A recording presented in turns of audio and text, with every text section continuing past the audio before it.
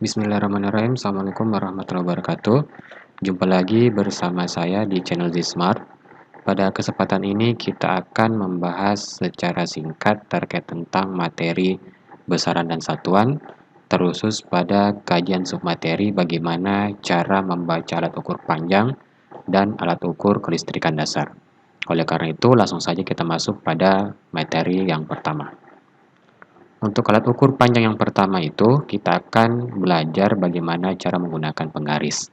Seperti yang kita ketahui bahwa penggaris merupakan alat ukur yang paling sederhana dan paling sering digunakan oleh orang pada saat melakukan pengukuran dasar. Adapun beberapa karakteristik yang perlu diketahui terkait tentang alat ukur panjang penggaris ini. Yang pertama itu, penggaris memiliki nilai skala terkecil itu atau kita singkat sebagai NST, yakni sebesar 0,1 cm per skala.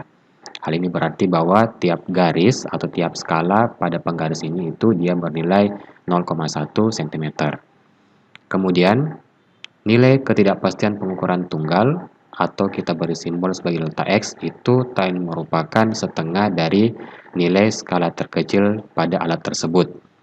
Karena NST penggarisnya itu adalah 0,1 cm, maka nilai ketidakpastian pengukuran tunggalnya yakni setengah dari 0,1 cm, yakni adalah 0,05 cm.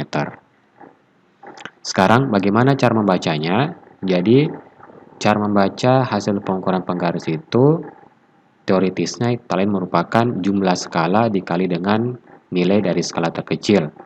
Atau secara matematik kita tuliskan dalam bentuk hasil pembacaan sama dengan jumlah skala kita kalikan dengan 0,1 cm.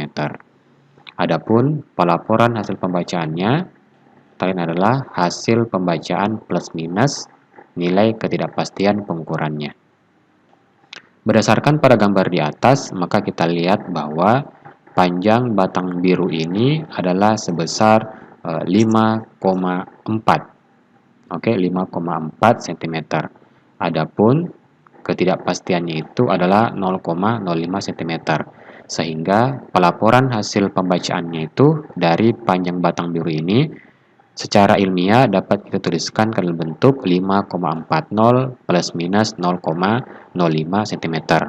Di mana 5,40 ini menyatakan hasil pengukurannya, sedangkan 0,05 ini menyatakan nilai ketidakpastian hasil pengukurannya. Untuk alat ukur panjang yang kedua, yakni adalah jangka sorong. Jadi, jangka sorong itu merupakan alat ukur panjang yang dimana alat tersebut itu bisa kita gunakan untuk mengukur diameter luar, diameter dalam, dan untuk mengukur kedalaman dari suatu benda yang kecil.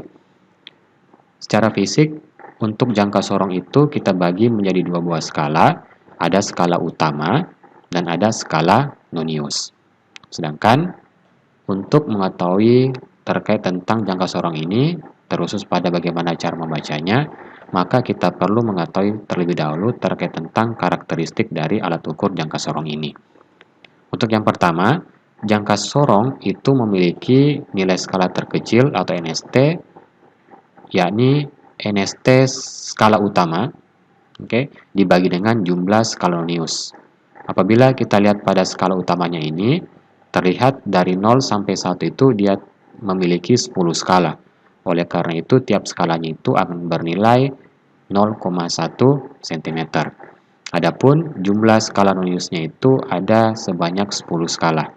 Oleh karenanya, NST dari jangka sorong ini adalah 0,1 cm dibagi dengan 10 skala, yakni 0,01 cm per skala.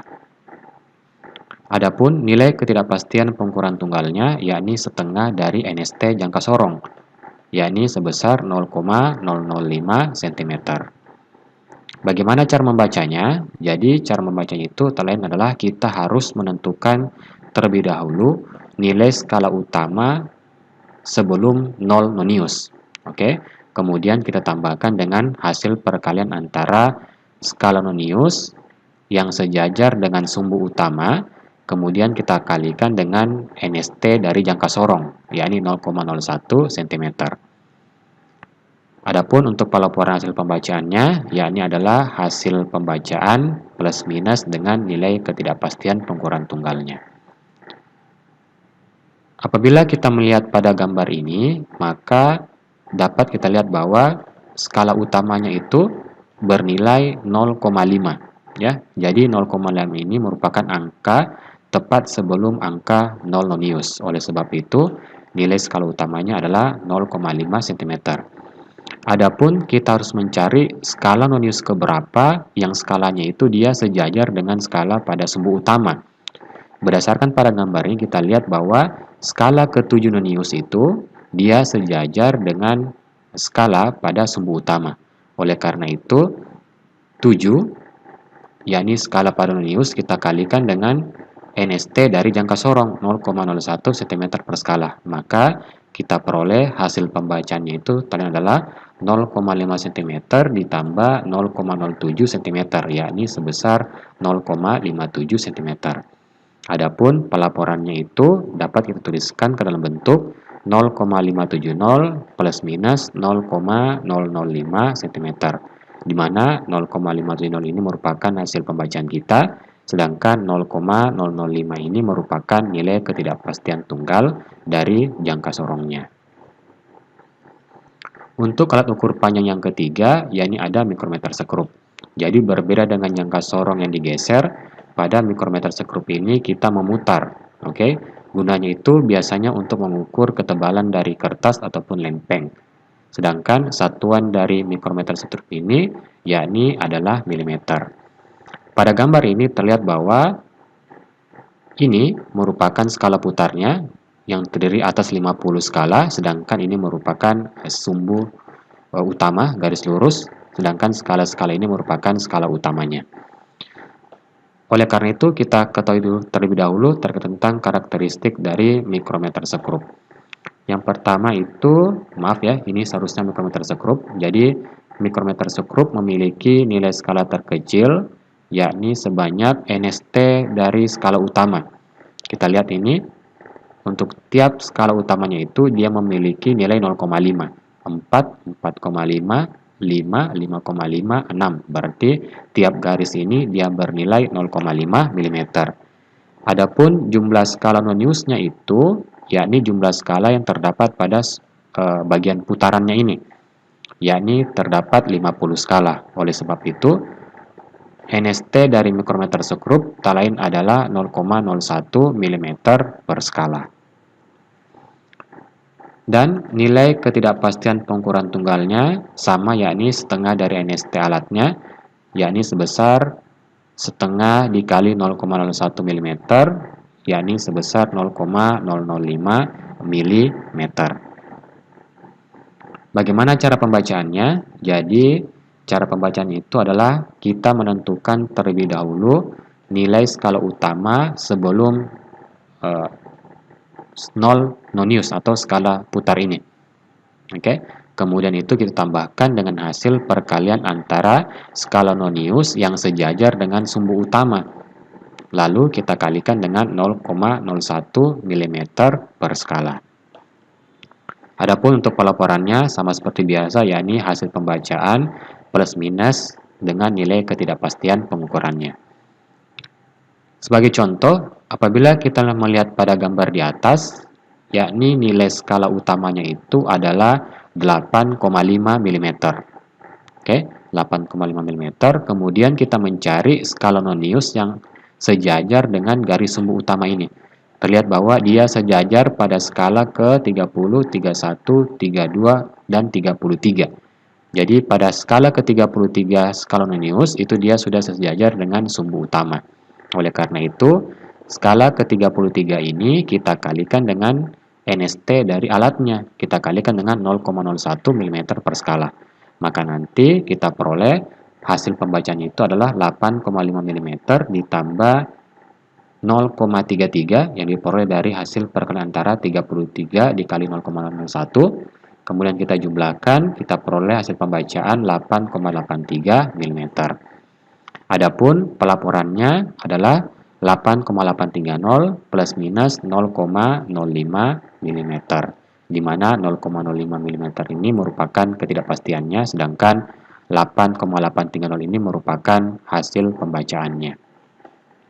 Jadi sedikit informasi bahwa pada angka 8,830 ini, oke, terdiri atas 4 angka penting, yakni 8, 830, dan memiliki 3 angka pasti, yakni 8, 83, dan 0 ini merupakan angka ragu-ragu atau angka tidak pastinya. Sekarang kita masuk pada alat ukur kelistrikan dasar, yakni ada ammeter, voltmeter, ataupun multimeter. Jadi konsepnya itu sama. Oleh karena itu kita ambil saja salah satu contoh alat ukur, yakni voltmeter analog. Oke.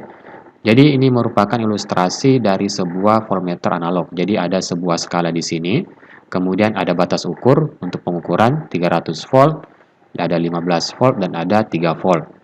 Apabila kita memasang batas ukur 300 volt, maka batas ukur yang bisa diukur oleh alat ini yakni sebesar 300 volt.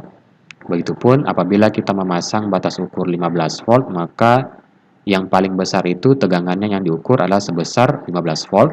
Begitupun juga dengan batas ukur 3 volt. Oke.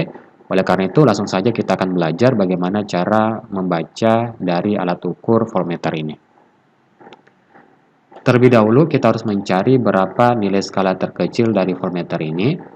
Jadi nilai skala terkecil itu merupakan skala utama, oke, dibagikan dengan banyaknya skala. Oke. Jadi di sini pada gambar ini terdiri atas mulai dari 0 sampai dengan 30 skala. Berarti batas ukurnya itu adalah 30. Nah, 30 ini kita bagikan dengan banyaknya skala. Ternyata dari 0 sampai 30 ini terdapat 30 skala. Oleh karena itu, nilai dari setiap skalanya ini tak lain bernilai 1 volt per skala. Adapun nilai ketidakpastiannya, yakni setengah dari NST-nya. Karena NST voltmeternya 1 volt per skala, oleh karena itu, nilai ketidakpastian pengukurannya itu, hal ini pada saat ini adalah pengukuran tunggal ya, yakni sebesar setengah dikali 1 volt per skala, yakni sebesar 0,5 volt per skala. Bagaimana cara pembacaannya? Jadi cara pembacaannya itu adalah kita melihat terlebih dahulu skala penunjukannya di skala keberapa, kemudian kita bagi dengan banyak skala yang berada pada alatnya, kemudian kita kalikan dengan batas ukur yang kita gunakan, apakah 300 volt, 15 volt, ataukah 3 volt. Dan pelaporannya itu adalah nilai terukur di plus minus dengan nilai ketidakpastiannya. Kita ambil contoh. Pada gambar ini terlihat bahwa jarum penunjukannya itu menunjukkan pada skala ke-9. Oke, dan terdapat 30 skala. Oleh sebab itu, hasil pembacaannya adalah 9 skala dibagi 30 skala. Misalkan kita mengambil batas ukur tertingginya adalah 15 volt, maka kita kalikan batas ukurnya itu, ya, batas ukurnya bernilai 15 volt. Oleh karenanya kita peroleh hasil pembacaan 9 skala dibagi 30 skala, kita kali 15 volt, maka diperoleh angka sebesar 4,5 volt. Adapun hasil pembacaannya yakni 4,5 plus minus 0,5 volt. Kalau begitu sekian untuk video kali ini. Assalamualaikum warahmatullahi wabarakatuh.